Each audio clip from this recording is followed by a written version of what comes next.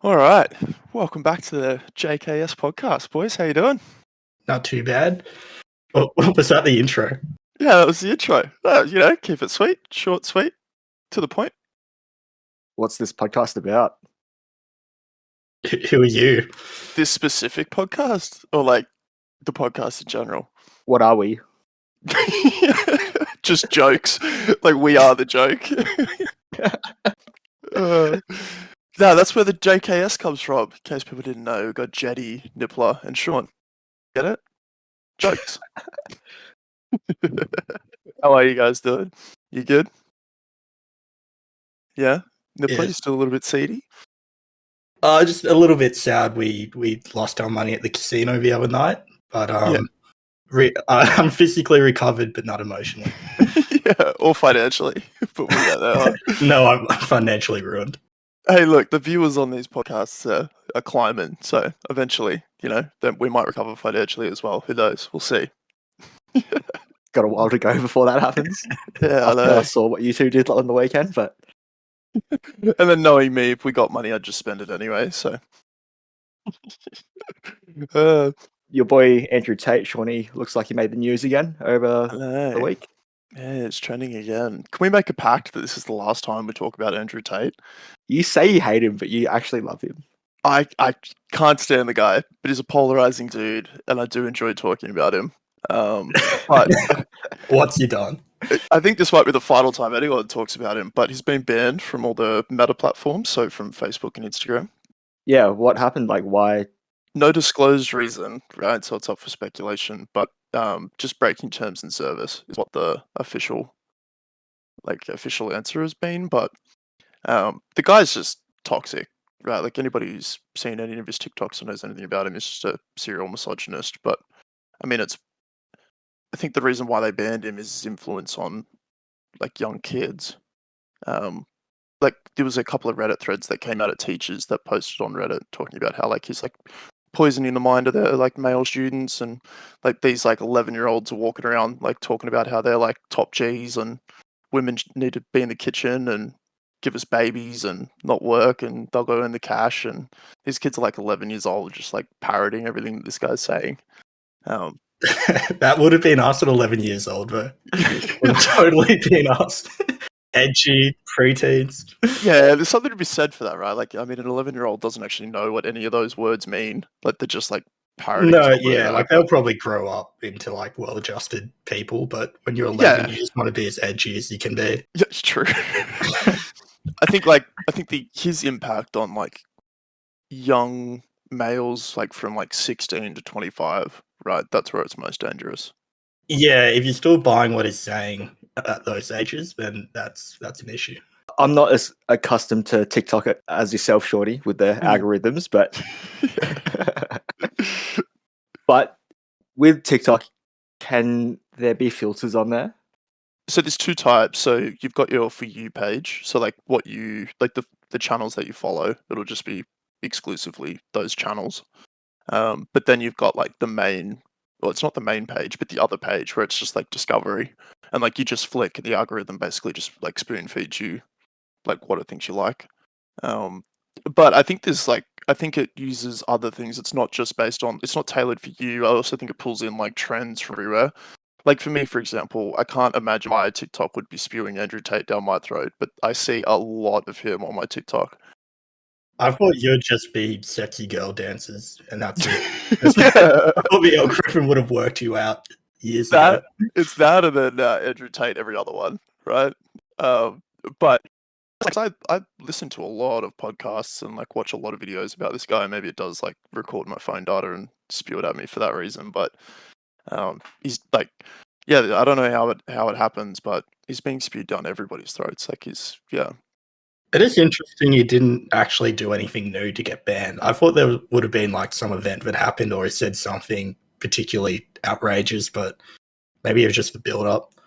Not this time. So he's been banned off Twitter since like 2017 after a tweet about, and I'll say I don't really know how to word this, but like so female SA victims or like R-word victims, how they have some accountability for their part in the act.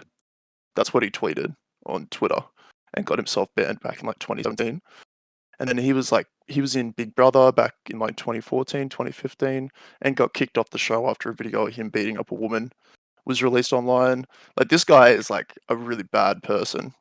And I think maybe just the other social media platforms just kind of like picking up on what he's spewing and his influence, and have finally decided to pull the trigger on actually banning him, I guess. But his main platform is TikTok, right? Like, the main damage is if his TikTok gets banned, and that hasn't happened. So he's still popular, like he's still out there. The other thing is he's closed down his affiliates program on his on what's his platform called again? The Discord? Oh, it's the Tate University.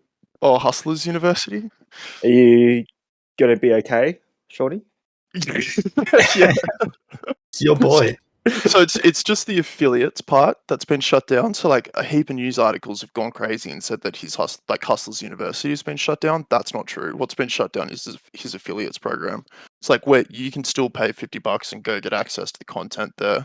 You just can't refer people and earn money off your referrals anymore. So Nippler, you're off the hook. I'll stop trying to convince you to join. Thank God. Because if that got cancelled, I'd be fucked. I'm 2 years into my undergrad at Hustlers University. Yeah. So you can still access all the content. You can still go be a top G and earn money. Get my bachelor's. Yeah. Yeah, you just won't see him on Facebook, Instagram, and you can't make any money off affiliates. Were you copying the answers like you did for your actual university degree, Niffler? Look, cut that. Can't like rescind your degree. So if somebody hears that, you're safe. I don't think they can come and get you because they found out you cheated. But let's be real, they all know you cheated. Well, they don't know. They can figure it out based on my performance. They could just have one look at you though and be like, "That guy's not passing anything," and then somehow you did. So I'm no detective, but but anyway, it seems to be the beginning of the end for Andrew, because he's been doing these Twitch streams with Aiden Ross. Anyway, you guys are a little bit out of the scene, but Aiden Ross is like one of the most popular Twitch streamers. He's a young adult. But he jumped on there. He had like this one final Twitch stream with her, but he's like, yeah, this is it. I'm like taking myself off the internet. This is what Andrew is saying. And he's going to go live in the real world, quote unquote, and see you later sort of thing. So hopefully this means that this is actually the end of this guy and we don't have to talk about him again. Because despite what you say, I genuinely hate this guy. His comeback would be amazing though. And we're definitely, if he makes a comeback, we're definitely talking about him. Yeah, I'll tell you what, I'm disappointed that him and Jake Paul probably won't fight now. That sucks. The fight would have been good. I think he'll be back. It's just like a flash in the pan. Like, how long can that stick around for? Like, it gets old, right? He still has a heap of fans though, so I don't know. Like, all the comments on all Nippler. Like, the comments on all his videos are just like little incels like posting like you'll live on, like the top J you'll live on, and it's just ridiculous. Anyway, speaking of fights, should we get into the UFC recap? Did you watch the UFC, Jetty? I did. Absolutely madness. Yeah, what'd you think? Main event. Yeah, it was pretty obviously Edwards, well, he won the first round and then Usman does what he does best and cuddled him for the next couple of rounds, and then 1 minute to go was going to win the fight, and then Edwards pulls out an awesome head kick and knocks him out. Beautiful, right? Like one of like the picture perfect setups, and it's as good as it gets. He's known for that too. Like, he does that exact setup. Like, throws out like this like little iffy jab, then leads with the straight left, and then up comes with the head kick as they like duck away from the straight left. Yeah, exactly, because they can block it, or they can kind of slip to the side, and he kind of did a bit of both and didn't see the kick coming to the side of the head, and absolutely ate the shin to the mouth. Yeah, like parry it and then lean down into it. He did the same thing on like Bilal Muhammad. Like exactly the same. I saw a side by side video. Like it's exactly the same. Bilal like ate it. But yeah, it was, like, I mean, everybody gets like anybody's getting knocked out from that kick. That was insane. I don't think I've ever seen like a comeback like that though. Like, that's nuts. Maybe Silver and Sonnen. Oh, true. I think if it was the opposite, it would have been just as impactful. Like if Sonnen got dominated for 24 minutes and then pulled it off and became champ, then it would have been just as impactful. Yeah, but I guess this is the challenger who won instead of the champ. So Yeah, and beat like the pound for pound #1 at the moment, like a guy that looked unbeatable to most people. In the last podcast, I can't claim credit for it because I called that Edwards might get the knockout, but not like that. I thought like there'd be a bit more like stand up trading, like it'd be less cuddly. He would like actually have some good exchanges and end up catching him, but no, it's just really just like one proper exchange, and that's all he needed, I guess. So first time Usman's been taken down as well. yeah, and the takedown was so sweet. Yeah, Just like trips him and just like falls on top of him. It was perfect. Yep. Pretty much straight into mount.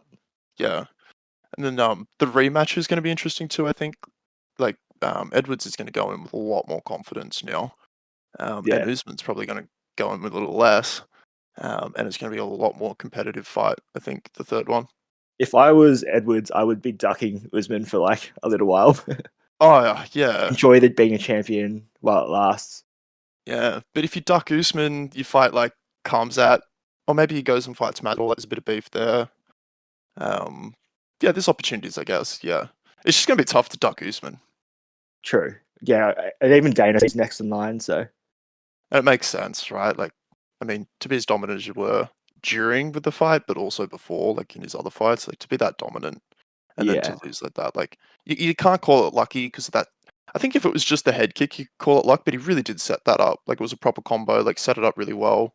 Usman like bit right into it. So I don't think it was luck, but it kind of was luck. You know what I mean? Like he did just lose 24 minutes of a fight. Well, not really because he won the first round, but yeah. So I didn't see the fight at all. Was Usman winning before he got the leg in the face or dominating? Yeah, but he said he lost the first round. But like not impactfully, he just got taken down and kind of like laid on the ground. Lost the first round, then just dominated for 3.5 rounds. And then like there were people leaving the arena because it was a pretty boring fight. Dana White said this in the post-fight press conference. Is like people leaving the arena because they thought it was just going to be like another. Arena. You can only watch so much cuddling.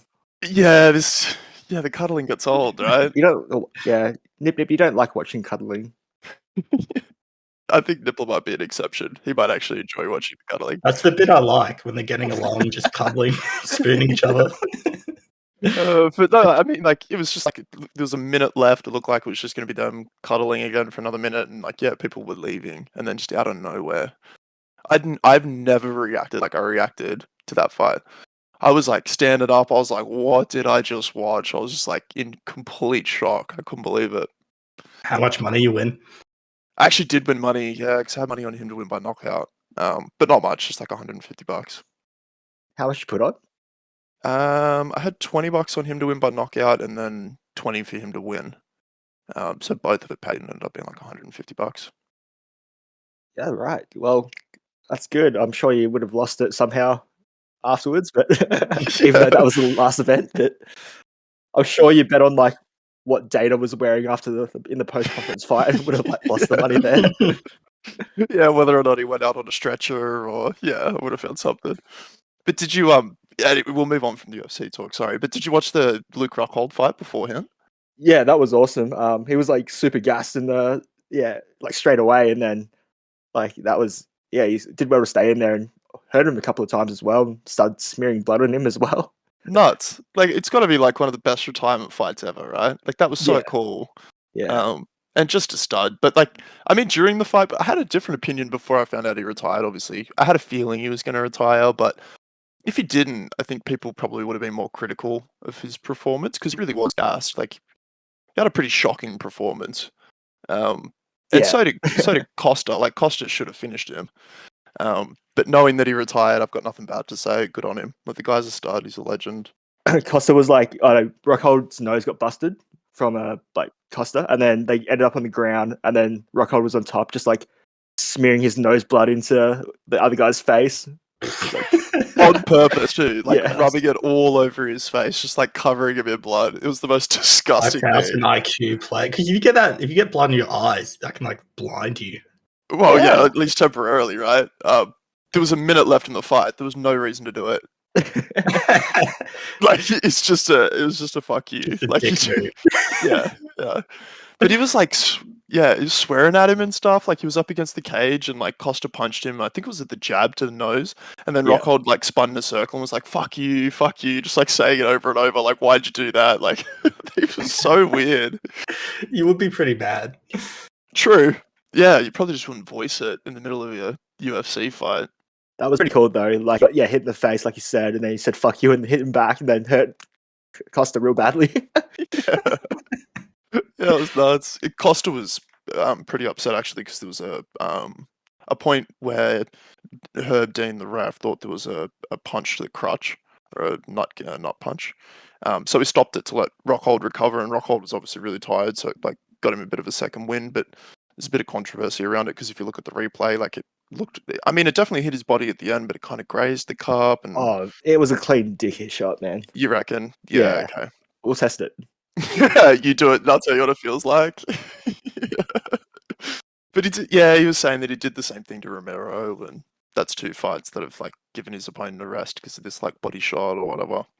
Anyway, so he's pretty upset about that. But yeah, I didn't really have a strong opinion on it. Like it did did graze the cup, so it makes sense that it was pulled, I guess. Did you see the weigh-in? Like how he had the like said "fuck USADA" and Yeah, because he looks like he's on steroids, and he had when he was drinking his like water to rehydrate on the bottle. He like put in writing like secret juice while he's like drinking it.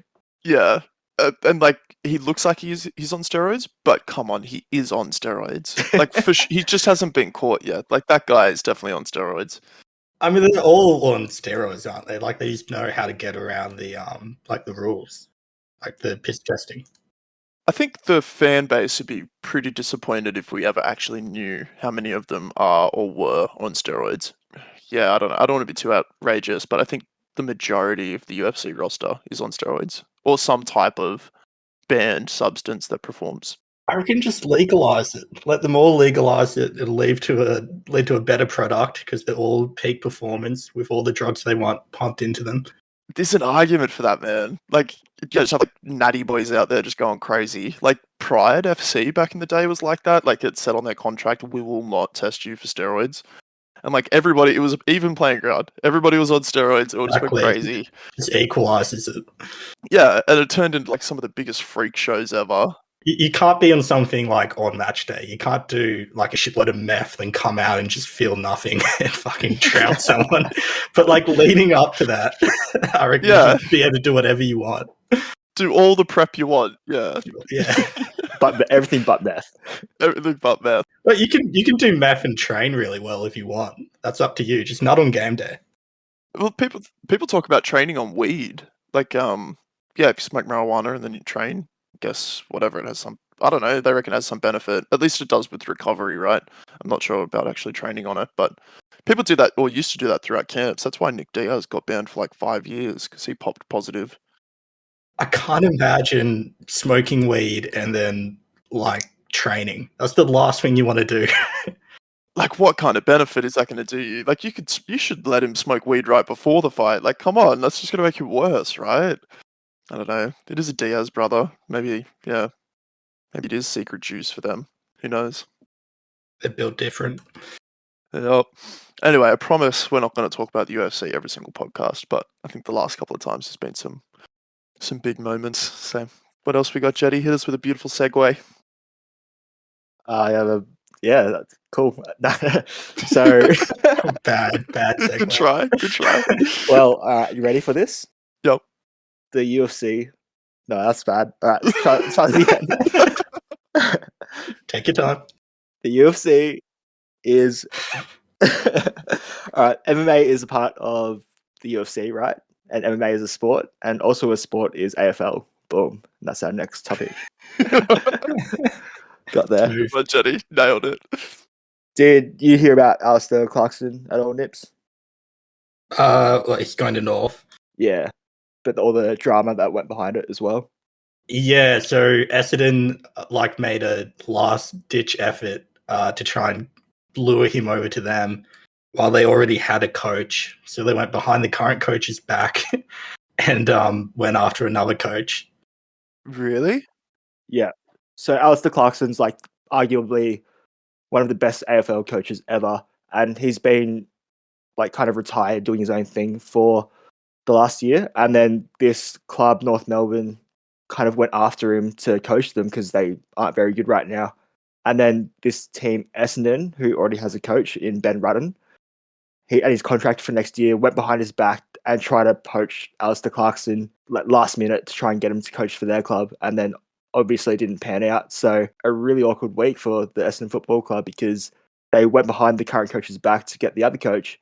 So they kind of dogged him that way, and then they ended up with no coach, and they ended up firing the Essendon coach as well. So Whoa. Okay, hang on. Take a step back. So who makes the decision to like reach out to a different coach to try and poach them? Is I guess like executives of the club or something? It'll be the board. So the board members would come together and decide to do it.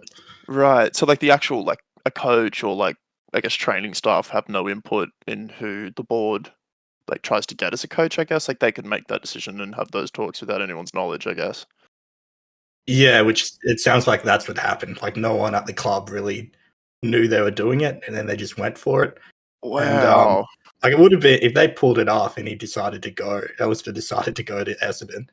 Everyone would be saying, "Oh, that's such a good move." But it still would have been really filthy. Yeah, right? no, it would have been a dick move still. But yeah. So what happened in the end? Like the current coach at Essendon that was there and getting talked at.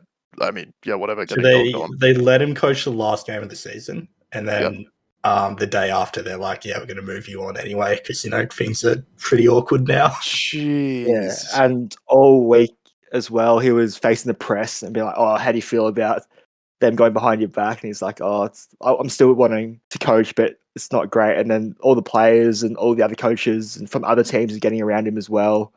And he's like trying to do the right thing and stick out his contract, but the club didn't want him in the end. So yeah, it's pretty rough. It's a good reflection on him, I think, though. Like, if he did say that stuff and handled himself well in the press and said that he wanted to keep coaching and, like, people came to his defense or whatever, it's a pretty good showing for him, I think. But that's crazy. I forgot you guys are in finals, so there's no more games this season for Essendon. They're obviously not in the top 8. No. Not close. So will, like, another team pick him up? He'll probably go be like an assistant coach somewhere. I mean, he wasn't actually that good of a coach, hence they got rid of him. It's just the way they got rid of him was Right. pretty messed up. A guy I work with is a massive Essendon fan. He's just been saying they've been having a tough year. I guess that might be a reflection on the coach then. They've been having a tough decade, really. Yeah, fair enough. Fair enough. Alrighty, are you ready for the best segue ever? Yep, hit us. Okay, you ready? It's going to be really good. It's probably my best one yet. Okay, the football is on Channel 7. Oh my god. And then also on Channel 7 is My Kitchen Rules. Oh my god. Boom. Why are we talking about My Kitchen Rules? It became the highest rated TV show in Australia with the ratings. That makes me so sad. But then again, like, how many people are watching TV nowadays? True, like 12 people watched it, so it's the highest rated. And if you're watching TV in Australia, you like reality TV shows because that's all we produce. To be fair, like I get really into reality TV. Not My Kitchen Rules or any like the construction shows, but like the real juicy ones, like OnlyFans. OnlyFans. What? No, like Married at First Sight or like 7 Year Switch, like The Bachelor. You know, the good ones, the big ones. Right, yeah, like the fucked up ones. Well, The Survivor's good, but yeah, the ones with all the yeah, I know the type you like. Yeah. The reason I brought it up was because I want to know from both of you. So the way My Kitchen Rules usually works is they have to cook Manu and whoever the co-host is, like Matt Preston or Nigella. We'll say Matt Preston for nip's sake for this. You got 3 courses to cook: an entree, a main, and a dessert. And I want to know what both of you would cook, if it matches up with what I think you guys would cook for the judges. Okay. Can I just say, you were very sneaky and gave us no prep for this. So we're completely on the spot.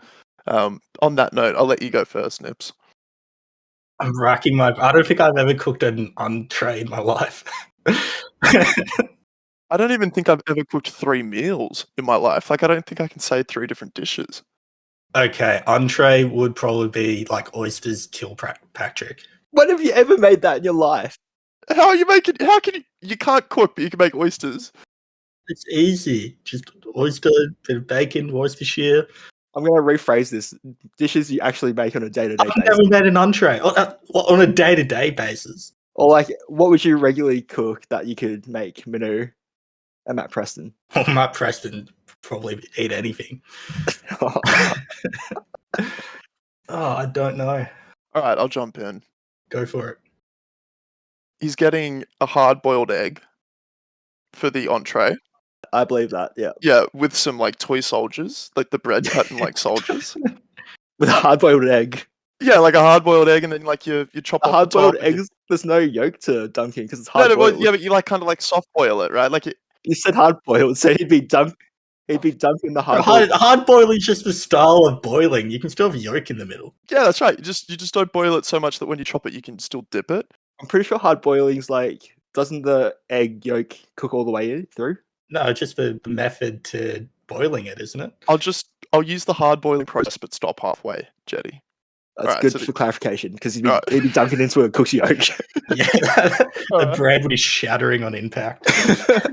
That's what he's getting, and I'd probably have to call Lane to work out how long to boil an egg for. But anyway, that'd be the entree. Then for dessert, not dessert, main meal is Just straight to dessert, doesn't get a bang. spaghetti bolognese, because that's literally the only thing I know how to cook. Makes sense. Yep. And for dessert, he's getting some Sara Lee vanilla ice cream in a bowl. That's pretty accurate. I would have probably said, I would have pushed the spaghetti out for you and probably I would have guessed the eggs would have been for the main course and then entree would have been just like a ciggy and a VB. Siggy and a VB. All right, yeah, that's it. That's the meal, actually. You know what? I'll treat him. He can have a hard-boiled egg with spaghetti bolognese for the main. They've always mixed well together. Exactly, and a couple of Winnie Blues and a VB for entree. Perfect. Thanks, Jetty. Sounds great. All right, Jed, what did you have for me? Well, you made hot dogs one time and you boiled them and forgot about them on the stove and the skins kind of like burst and reversed inside out and then you left them in the fridge. Do something one time and it's to give context, this was during uni when I was very poor and I couldn't afford to throw out exploded hot dogs. I was going to say that for entree and then main would have been like moldy bread and some canned tuna. But right before I send it out, I'll cut around the mold so we won't notice. Amazing. Dessert would have been just like a craft beer with like a heap of hops in there. Yeah, I'll give them some of my homebrew. Yeah, exactly. Any of the beers he's crafted. Nice. That's a treat. He'd love that. Uh-huh.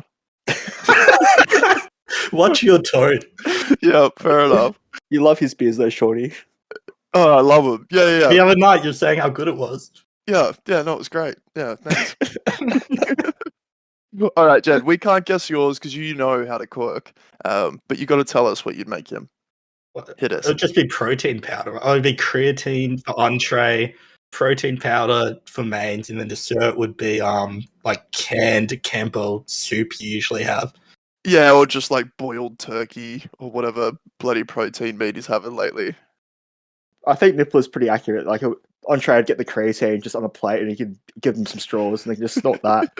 And then the protein powder, like just like rub into their gums, and then a bit of Campbell's soup for dessert. So I think they're pretty set. Honestly, I think Sean sounds the best. I think you go Sean's. Yeah, I'm hungry. You boys want to come over for dinner tomorrow night? Three-course meal. Get VB. And when you come out, you just have like a little plate with a can of VB and a cigarette on it, and you. Yeah, exactly. Boss. Yeah, and Jenny, if you could bring your entree and bring the lines, that'd be good. Yeah. But otherwise, we're good. You can keep your moldy bread and your split open hot dogs. I'll bring the homebrew for you, Sean. Oh, great! Yeah, cool. Oh wait. Oh god, I need to change the topic because Segway. Say Jenny, Segway. but I can't segue. I've put too much pressure on you. Do the segue. So this is a lot of pressure. Oh, I'm going. Huh? No, it's me. I've got nothing. Sean But Segway. I do want to. I want to talk on something that we talked about in the last podcast. And it's a little bit boring. Sorry to kill the mood, but the mobile game revenue that companies make from mobile games. So in the podcast, I said that like mobile games make up like 80% of the like video game money market. So it brings in 80% of all profit in the video game industry at the moment. So Activision Blizzard announced their second quarter results for the year. And they've earned $831 million just from mobile game sources between March and June of this year. Jesus. Which is more than half of their company's total revenue for that quarter. And this is Activision Blizzard. So we're talking Call of Duty, we're talking World of Warcraft, Overwatch, like some of the biggest games in the industry with recurring subscriptions. And their mobile revenue is almost half of their company's revenue. What games do they have a mobile apart from Diablo?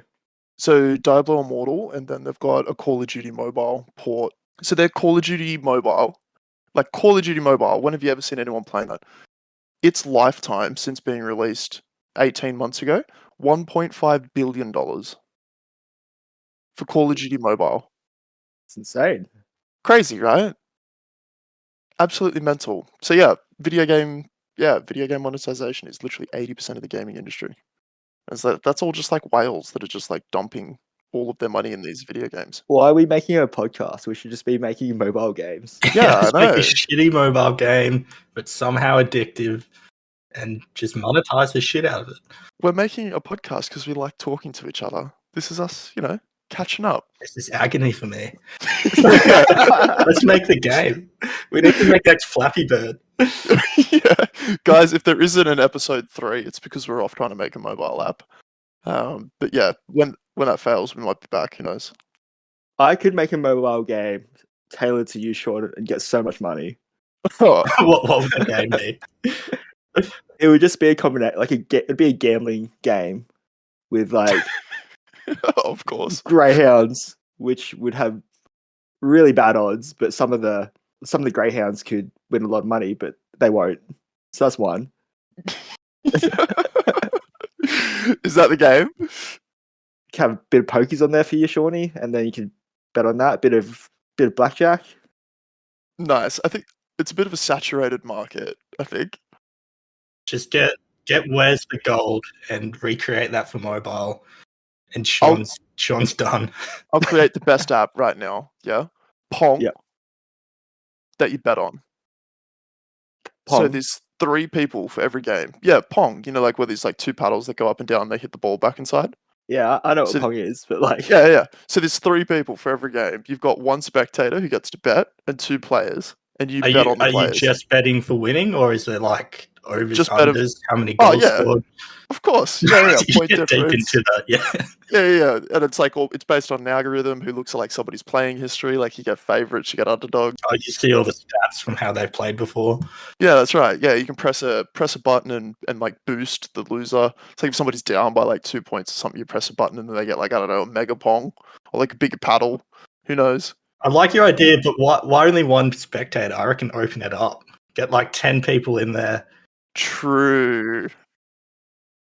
Do you reckon that's illegal? That's a good idea, right? Like it's just an open room. You just go bet on people. Definitely. Well, in Australia, it would be very illegal. Oh, okay. So what if we just like create it on a VPN? We just, I don't know, put ourselves in Sweden or something. It's a Swedish game. Swedish company. Yeah. It's a perfect idea. I reckon next episode, we should come up with an actual app idea. So in between next episode, and then we'll pitch it on the next podcast. See what people think, huh? Are we going for like actual good game, or are we going for what we think will make the most money? Both. And then a third option is just a meme. We'll come up with 3 ideas. That's a lot of work. I prefer 1 idea. Okay. Maybe one person goes for a money-making game, one goes for like just to make a good game, then the other one does a combination of both. But realistically, that's not going to happen. Yeah, no, it's not. How about before you start pitching, just say what category your game's in. Gambling. Oh, Yeah, let's not wait. now. I have an idea what your one's going to be. Yeah, it's gambling for Sean is my category. Yeah. That's it. You only need that one whale to make a lot of money. If you just make a game directly targeted at Sean, 100%. Yeah. you'll be rich. Big, tall, 6'5" whale. Yeah, thanks. No, I think whales are classified as like spending millions. I think they'd be happy to take my $1,000 or whatever that I might have to spend, but they don't care. We'll stop by the bank on the way through. Well, you have to hope that Sean's app goes off, so he's a millionaire, and then your app targeting Sean gets made, and you just drain all that money Sean's making directly into your account. Oh, this sounds targeted. I'm not enjoying this. Thanks, guys. We'll have lots of ads in there as well for you, Shawnee. Like cheap, like Winnie Blues and everything. You'll be set. With like the paid option, so I don't have to see the ads. Yeah, it's not an app without a paid option where you don't see ads. Exactly. All right, hit us with another segue, Jetty. All right. It's harder than it sounds. The segues. Well, Pre-plan them. You know the topics. Put some work in, Jen. Free type out the segues. To be honest, Jed does come up with all the topics, so maybe we should help him with the segues. Who knows? yeah, topics, editing, the humor. Humor. Yeah, it's all me. Yeah. No segue here, but again, Lord of the Rings, Rings of Power is coming out in about a week and a half, maybe 2 weeks, and it is getting a lot of hate, and it's getting worse and worse. And it got so bad that the main actress who plays Galadriel had to come out and like try and defend her cast members and like put a big thing on social media, be like, racism's not, you can't, yeah, it's bad. Like, it's going to backfire. So what are they, like, what are people attacking? What don't people like? How much time do you have, Shawnee? Yeah, okay, so it's that bad. Are they like, has anybody even seen the show yet, or are they just like criticizing trailers? Well, yeah, that's the thing that people are concerned about. So it's like the showrunners, what they're saying previously and what they're saying now is very, very different. So they're saying like they're following the books and they're trying to do all this stuff, but then they actually don't have a lot of, like, they don't have the rights to the actual story they're trying to make properly. So they're making a lot of it up, and then as a result of that, it's gonna be a mess. So, for instance, the Rings of Power show is set in the Second Age, and then they've only got access to the appendices of Lord of the Rings and The Hobbit, which are pretty much just random notes. And there's a few notes in there about the Second Age, but the actual book they need is Unfinished Tales and the Silmarillion with actual content in there to make the Second Age show like accurate. And so there's that, and then there's elves that are coloured that might not be canon and all that kind of stuff as well. And yeah, they've compressed the 3,500 year timeline into 5 years or something like that. Or yeah, it's going to be messy. Yeah, I was going to reference a conversation that we had in a previous podcast, but then I realized that it was episode 1, which never got released. Thanks, Nippler. Doesn't exist. Okay, there's no record. But what we could do, because we do have the audio from my side of that conversation, we can just edit that in. Yeah, okay. So yeah, this is just like a victim of its own hype, I guess, in a sense. Because like obviously this is a really anticipated TV show because it is associated with Lord of the Rings. And then yeah, anyway, obviously their fan base is not liking the fact that they didn't get the rights properly and maybe about to massacre. It's crazy that they didn't get the rights. Just I think they paid like several $1 million for the rights. Yeah, hundreds of millions. Hundreds. Yeah, hundreds of millions. What was it like? I think it was $250 million or something like that. Like some insane amount for the rights to Lord of the Rings, and they didn't get the rights to like all of it. So the reason they didn't get the rights is because they needed to buy it from like the grandson of Tolkien or something, right? Isn't that what you were saying? So I think they're very protective of a few of the, like, Tolkien was very protective of a couple of his books, and those were the like First and Second Age books that contain that material, like the Silmarillion and Unfinished Tales. But they're happy to give the other stuff, like because there's the Hobbit movies already, the Lord of the Rings movies. So Yeah. Yeah, that's not good. I mean, it's Amazon. You couldn't have thrown like another $250 million at them. Like they've got the money to get it, right? Yeah, and the trailer came out, the main trailer, and it was like 190,000 likes to 1.9 million dislikes. Like it got ratioed to hell. That bad? That Wow. bad. I did watch the trailer after our first podcast. I liked it. Like, well, objectively, I thought it was objectively good. Like I watched it too, and I thought it was fine. It wasn't until Jed was like, "Oh, all this stuff doesn't match up with the books and all this stuff." Yeah, it's interesting because I think like the majority of people wouldn't understand the context and the background of all of that stuff. But obviously the noisy minority have spread the word pretty good, and that's like it's just cancerous. Like when like a small group of people like dislike a movie, the same thing's gonna happen with Aquaman too if Amber Heard stays in it. Like, yeah, they're just gonna review bomb it and just make it terrible, and nobody's gonna watch it. So I think the fan base for Tolkien though is like next level. Yeah, they're super committed. He wrote like a whole mythology for like pretty much England. That's what it is. right, and it's like it's a lot older than people realize, or at least I realized. Like it predates the books by like didn't he write the Lord of the Ring books like 50 years ago? Like aren't they really old? Like 100 years ago, I think. Yeah, I think it was after World War One. Yeah. Yeah, okay. It's actually a fun fact. It's based like them adventuring, like the Hobbits adventuring to like a different land and going on the adventure was based on his experiences in World War One, like going across Europe and fighting. Wow. He used that for inspiration, which is interesting. I skipped the like the flying dragons in the World War One studies that I did. Oh, Germany had flying dragons. Yeah, right. I didn't know that. Yeah, well, that makes sense. That obviously you're gonna have like a pretty strong following, and yeah, you're a bit nervous when someone like a company like Amazon picks up a movie or a TV show associated with something that you're that passionate about, and you're worried that they're gonna bomb it. They'll probably ruin it, right? Has Amazon made like a good TV show? Not that comes to mind. The thing is with there's people in places that that never went there, and then there's characters that are alive that aren't alive at the same time as other people are meant to be. So yeah, it'll be interesting to see how that all goes. Super inconsistent. Yeah, I think it's one of those shows. If you want to enjoy it, I think you need to look at it without that information and just ignoring that and just enjoy it for what it is. Go in seeing it as like it's its own individual thing, not related to the books, or you just gonna get mad at all the inconsistencies. Yeah, that's right. And like, so House of Dragon just came out, which is the Game of Thrones, I guess the prequel to Game of Thrones. That's meant to be really good. So the first episode came out yesterday, and the reviews on it are surprisingly good. I thought that was going to be victim of the same thing, especially with the backlash they got from season 8. Yeah, I thought the same thing, like based on how bad they buckled at the end of Game of Thrones. I thought I wouldn't be interested in this, but it is based off like George R. R. Martin wrote the prequel book. Okay.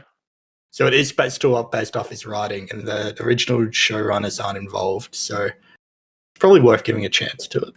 Yeah, and that makes sense, which is probably why it's doing a lot better than the Lord of the Rings one, which hasn't even come out yet, and it's already doing bad. It's gonna bomb. It's gonna review bomb. But I reckon like most people will like casual watchers who aren't into the lore of Tolkien, and they'll just watch it and not care about all that stuff. I reckon that'd be like 95% of people who watch it will fall into that category. I mean, that's me. Like, I would not have known any of that context, and I wouldn't have been able to pick up on those small things if you guys hadn't told me about it. Like, I've enjoyed the Lord of the Ring movies, but I haven't dived into any of that stuff. There hasn't been anything like this, I don't reckon. Like, such a big fan base that's so loyal to the material that like the author wrote for like a specific country for their mythology, adapted to modern times, which he had no intention of doing, and even said out loud that it shouldn't happen, which is why I didn't want to get rid of the rights in the first place. So there's going to be a lot more hate for this one, I reckon. I can't think of anything that compares to it to that level. I mean, there was issues with like not Lord of the Rings, the Star Wars movies, 7, 8, 9, issues with like Game of Thrones season 8, but none of that like compares to this, I guess. Be curious to see what happens. I mean, it's going to release either way, right? Like people are going to watch it. Yeah, it'd be interesting to see like how much of the fan base are the people that are going to review bomb it, and like if they are just a minority or not. I'm curious to see. But by the sounds of that like and dislike ratio, it sounds like there might be a couple million people that are really pissed off about it. So Another major thing, it looks like they're trying to put the like politics into the show as well, which people aren't really liking too much. So, but do you mean with like the coloured actors and all that kind of stuff with the elves and whatever? yeah, pretty much. Yeah. Yeah, like PC culture, like they've always got to have that like token ethnic person. Like it seems like these days, or like there's a lot more movies and TV shows with like female leads, which definitely isn't a bad thing. But it almost feels like it's an agenda. Like they're doing it just to make a point. Yeah. You're never going to stop that though. So just, I mean, yeah. But when you're getting in the way of law and like changing the color of elves, for example, like how deep into it do you have to be to know what skin color elves are meant to be? Like I wouldn't even think to myself there shouldn't be a black elf. Yeah, did he, in the Tolkien books, did he say they were all, he probably did say they were all like white or something. He doesn't specifically say, but he does describe a few particular characters, which are like pale of skin, and he kind of alludes to it a lot without specifically stating it, but it's implied. There's something to be said about like the generation that wrote that book, though. Like he's not going to write in a black elf. Like if he's in World War One or World War II age, he's not going to write. Especially like British at that point, like it's pretty much 100% white. Yeah, like yeah. There's no reason why an elf can't be coloured. I don't have an issue with that. Like, but I do. Yeah, there is an issue with them not getting the rights and not doing it properly, and like the family communicating that they don't want this made. That's a problem. But the PC stuff, whatever, I can look past that as long as it's good. There's characters missing as well. Oh, really? Yeah. The rumors are Galadriel was meant to have a husband in the books he does, or she does, and supposedly he's completely missing, like he's dead or something. Yeah, it's a big thing. That kind of feels PC to me. Like set up that strong, independent female lead character. I don't know. Why would they kill off the husband otherwise? That makes no sense. I mean, did the husband do anything in the books? Because this is like TV series, they're trying to condense it all down and, you know, cut out the fluff. Unless you like did something important and now it's being like given to another character, I didn't see the problem with just axing that character. If you want to axe pretty much the strongest elven warrior of Middle Earth in the next age, then right. All right, so it's important. Apparently. So wasn't the problem as well that Galadriel was never like a fighter? Like, didn't we say that in the first podcast? Like, she's never been like some warrior, and she pretty much, yeah. Okay. That's a bit of an issue as well, but yeah, I think like they kind of needed to make like one, like it's a spin-off show, right? It needed to be an elf because it's set so far in the past, and it needed to be a popular one to like bring in and justify having as a main character, right? So, it makes sense that they picked her and like kind of rewrote her into being a warrior or whatever. But I mean, I understand why people don't like that. I'm completely fine with them doing their own thing as long as it's good. Which, you know, I'm not sure if it will be good, but I think you have to just go out and do your own thing and change stuff around. Yeah, I keep thinking to myself that you're the majority, and because I agree with you. Like, if it's a good show, I'll watch it. But yeah, I think we might be shocked with how many people hate it by the sounds of it. Like, just won't give it a chance. Maybe they really are. Maybe, I mean, 2 million dislikes on that trailer, so maybe there really will be people that are that pissed. Crazy to think. Well, I can't imagine getting that pissed over it, but I still reckon that's just the vocal minority. I guess we'll see in 2 weeks. Yeah, we'll see in 2 weeks. I bet it's going to be a shit house. And all these people are going to be like, see, I told you so. Yeah.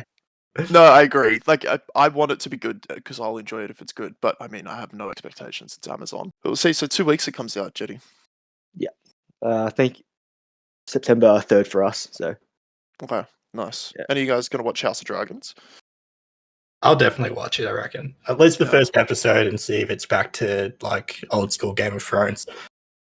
So yeah, those first, like, 3 or 4 seasons of Game of Thrones were so good. Like, the first 6 were really good. Yeah, it really only dropped off once they ran out of the book material, didn't it? And then, Yeah, and they just felt like they kind of rushed it. definitely. Yeah, like kind of like condensed something that should have been 4 or 5 books into one season, and like obviously butchered the ending. He apparently had like apparently they consulted with him for that ending and everything though, and he signed off on it all. But the problem is there was so many storylines that just weren't tied off on. Yeah, never, like nothing ever happened to so many storylines. And then at the end, like it started off as such like a slow, methodical show. And at the end, characters were just teleporting halfway across the world. Yeah, Jon Snow was zipping around everywhere in like one episode. yeah, literally. And I think if like he had taken the time to write 4 more books or 5 more books or whatever, he would have addressed all of that stuff, and it would have still been slow throughout. It will be interesting to see when the books come out, if they do come out before he, dies. It's taking so long to write. I don't think he'll do it now. I know that he like. I'm not sure. Yeah, But do you reckon the ending will be the same, or even if like he originally was going to go with that same ending, do you reckon due to the backlash now is probably going to rethink it? Sure, you have to.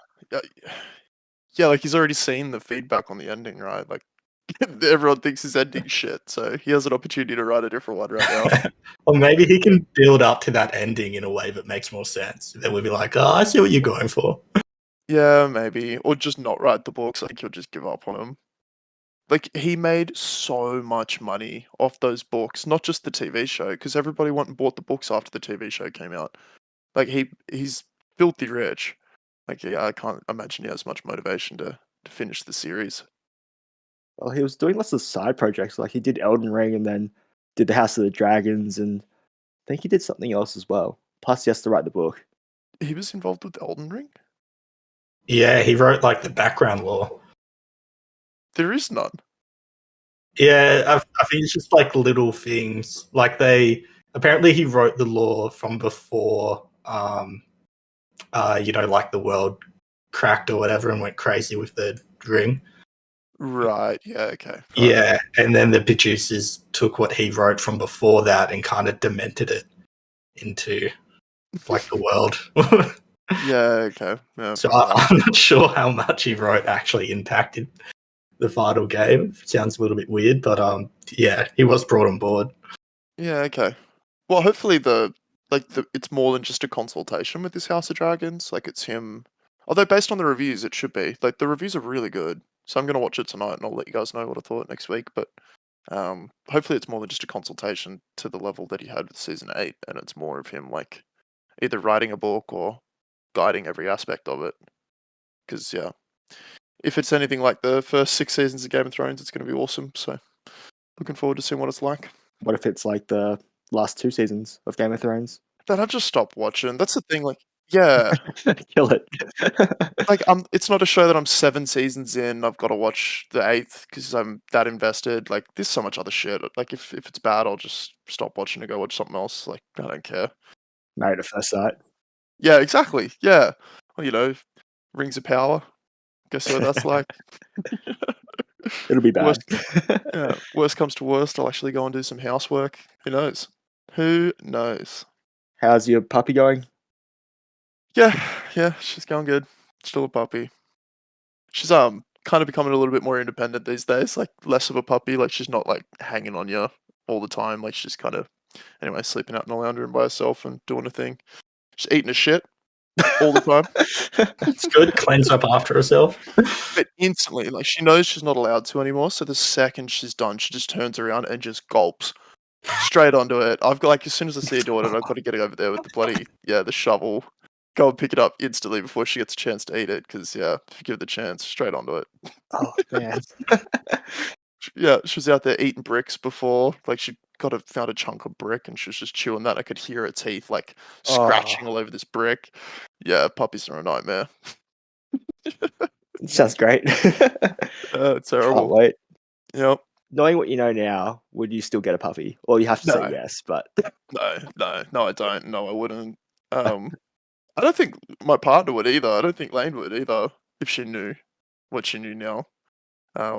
We'd never get rid of it because like you fall in love with the dog. but yeah, you hate having a dog. Well, I hate having a puppy, but I love the puppy, if that makes sense. Yeah, So no, I definitely wouldn't get it if I had the chance to do it you again. don't like the responsibility of the dog, but you like playing with it every now and then. Yeah, I just love it. Like I love you too, right? I just don't like seeing you. You know what I mean? Like I know you exist, like you're cool people. But yeah, hanging out not so much. I don't get it because I don't like you, and I don't like hanging out with you either.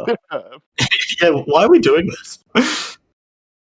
No, I like her. Like she's cool. Like you fall in love with the animal, but I don't like the aspects of having a dog, like the responsibility and like looking after it and having something that you got to take care of.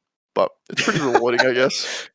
Hopefully, she gets a bit better and a bit more independent when she's older. It's just a puppy's a lot. Like yeah, it's like 100, yeah, 110% all the time. Like I didn't realize you couldn't leave it alone for an extended period of time or at all. I don't. Yeah. Yeah, well, there's like you're not meant to, right? Like obviously, people are just going to do that. But yeah, you I think it's like an hour plus an hour for every month they're alive. So like if they're 2 months old, you can leave them alone for 3 hours. Oh, okay. Yep. Thank you for explaining that because Yeah. Made no sense. So fuck off, an hour plus an hour for every month they're alive. Anyway, whatever. So I've got to leave her for work tomorrow because I've got to go into the office for the first time since we got her. So she has to stay home for 8 hours, which is too long for her. Like I went and played golf last week when Lane was away, and when we got back, like she was so stressed. Like she was eating and she was vomiting and like gets like really bad anxiety. does Lane know you left her alone? Yeah, she does. Like we're trying to warm up to this because I have to go to work tomorrow, and we probably didn't do enough of the training and enough of the warming up, but we don't have a choice tomorrow, so she's gonna have to get used to it. But not ideal. Anyway, we'll just lock her in the bathroom and hope she's all right. We have cameras. We're checking on it. There's no animal cruelty here. It's a very loved dog. You can watch it eat its own shit over and over again. Yeah, well, if it ever wants to eat again, I need to go to work and earn money. So yeah, it's gonna have to get used to 8 hours at home. Anyway, boys, I think that's a wrap. Unless you guys have anything else you want to go over. No, let's end it there. Yeah, for our 50 viewers, make sure if you're watching on YouTube, leave a like, comment, maybe give us some suggestions for any talking points. Happy to hear it. We're also on Spotify, Apple Music, Google Yep. Podcast. Are we really on 3? We're on, I can't remember how many we're on. Pocket Cast. Look at us go, boys. Diversifying for our 50 listeners. I love it. Giving them plenty of options to go and listen on. All right, guys. Been a blast.